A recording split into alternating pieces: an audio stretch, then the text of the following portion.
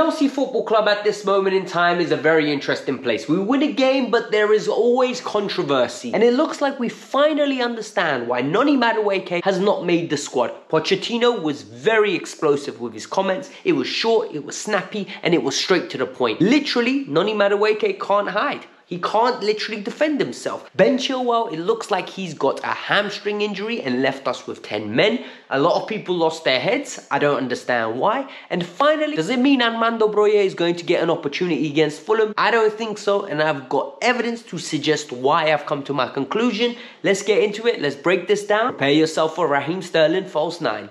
Welcome to the Kavkas View. As you see, the running order today is very interesting. But one thing we need to say is Chelsea won a game yesterday, and it's been rare for me to be able to say that. So the match review that I did yesterday night, if you ain't seen it, go and see it, because it's the most positive thing you're going to see in a long time. Straight, cold, hard fact. So all I ask from you lot now is hit the like button. I want 1,000 likes on this video. It's the great way of you lot supporting the channel. Subscribe if you're new, because clearly you're enjoying the content, you made it this far.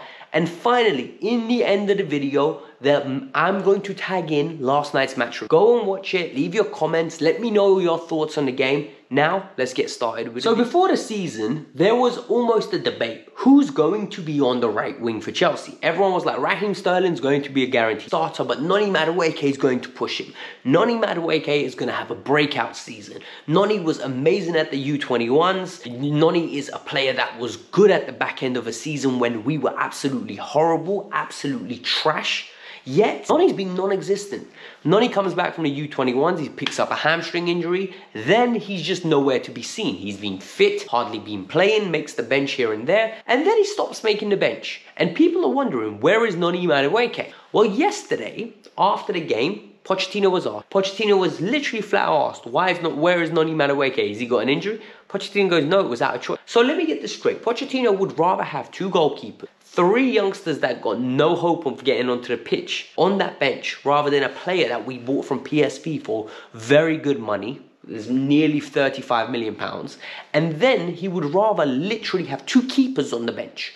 That is wild. So what do you think this is all about? Number one, it could be potentially about the way he trains. There are rumours that have been written, and there were articles that Noni isn't best trained. He doesn't train very well, and Pochettino, we know, is a very big disciplinarian. Like, this man loves you train the way you play. You train harder than the way you play, because that will lead to better performances in the long run. You'll be in better physical condition.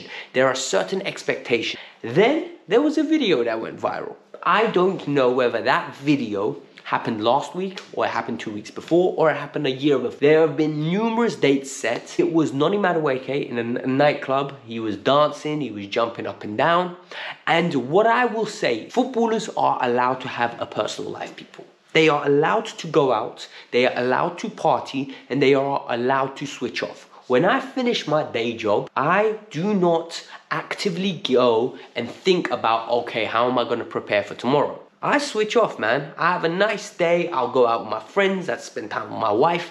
I will spend time with my family. I'll do whatever I want to do. Sadly, no one is going to record me and put me on Instagram. In Noni's case, he got recorded and put on Instagram.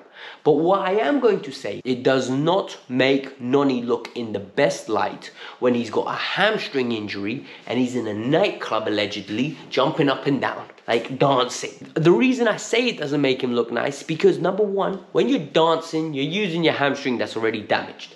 Number two, you're not sleeping and recovering. Like, as a professional footballer, there are certain etiquettes you have to meet.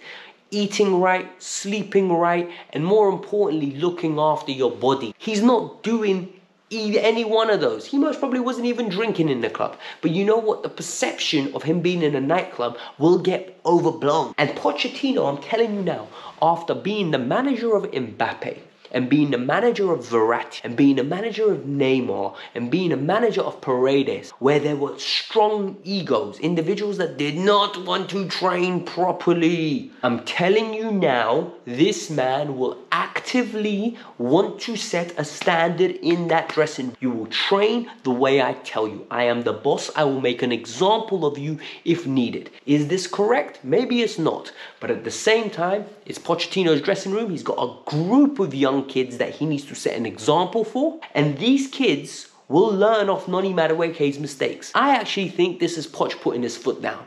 And the way he called him out publicly, Ten Hag's getting cooked for this over Jadon Sancho. I really want to see what happens to Pochettino if results go badly and Noni starts talking out. What I found very interesting is yesterday, Ben Chilwell, towards the end of the game, pulled up. And when Ben Chilwell pulled up, he literally starts walking around the pitch and people start giving him a round of applause. And I'm like, hold on, we're down to 10 men. What's going on here? And then something interesting happened, and this made me really smile, right? A lot of people started doing this whole, oh my God, Ben left us with 5 minutes. Oh my God, Ben is unacceptable. What kind of captain? Guys, he pulled his hamstring. He's useless at that moment in time. He can't run. He can't move quick. If anything, having Ben at left back in a situation where he can't run leaves us in an area where we have a weak link that will notoriously get exploited for the next 5 minutes. Every attack would have been coming down his side. Sometimes it's harder to play against 10 men than it is against 11, purely based on the fact they will get deeper, they will make it more compact, and that's it. Your job for the next 5 minutes is purely defense. Everyone buys in, strikers, midfielders, defenders, everyone buys in. So I think people were a bit too harsh on him. And people were literally, they don't like Ben. Look, a lot of people love Ben and a lot of people don't like Ben. There's never in the middle with Ben Chilwell. I call him basic Ben, make your own mind up. But Pochettino has confirmed that it's a hamstring injury and they will be assessing him today and tomorrow to see how he recovers. What I'm going to say is, we're not going to miss Ben too much. Personally speaking, I think we're stacked in that position. If you're going to accept an injury in any position, it would be left back. Purely based on the fact that we've got 3 left backs that can play in that position, and maybe 4 if you count Levi Colwill, because Pochettino evidently does. If Ben's out for a considerable period of time, do not rush him back. This guy has got the worst injury record as it is. He's like Reece James 2.0 at this moment in time. But in this case, we are stacked. We got Cucurella that can play in that situation. He showed yesterday that he's not useless as everyone wants him to be. We got Ian Maatsen, who I think is a very good player. And worst case scenario, we got Levi Colwill, who I think should not be playing in that position. But that's just my personal opinion. In the comments below, let me know your thoughts. Do you think Ben Chilwell is still our best left back, or do you think someone else is? After yesterday's game, there was a lot of excitement regarding, okay, look, Jackson got an opening goal against Fulham. Now we need to go on and press ahead. Armando Broja's back and he's going to be our number 9. I'm going to need you lot to calm down firstly. The reason I'm going to tell you guys to calm down is because I don't think Broja is going to start. And I tried to be like, put 2 and 2 together before I came to this conclusion. So I was thinking about it, right? What do we know Poch is very big on? He's big on physicality, sharpness, and more importantly, physical condition just in general. So you need to have your body right, your mind right, and more importantly, be buying into the tactical development of the team that he wants to implement. Broja has not been right for a while. He's still recovering from his ACL injury, and he's only played in 2 games. One of them, in my opinion, is the 22 minutes, and the other one is the 11 minutes that he's played against Brighton. So Villa 22, Brighton 11. This does not scream of an individual that can play 60 minutes or 70 or 80 minutes for Chelsea against Fulham in a Premier League game. Whilst I personally believe there are managers that would let him go, Poch is not one of them. Poch will not play him. I'm telling you now, prepare yourselves for what is yet to come. It is going to be Cole Palmer, it's going to be Raheem Sterling, and it's going to be Mikhailo. It's going to be a false 9. We are going to have to work with that, and it's going to have to be a team that is going to be illustrious, innovative, and fluid. We're going to have Enzo Fernandez, we're going to have Gallagher, and we're going to have Caicedo. This is what's going to happen. I don't like it, but I know Pochettino. I know what Pochettino is like. Personally, I would really go with Broja. I would risk it. I would go the Mourinho approach, give me 60 minutes, and after 60, no matter what the score is, we take you off Giza. But that's just my opinion. I'm really excited to see Broja, by the way. I think he looked very promising in both of his cameos. I think he's a good player in general. I think he's better than Jackson.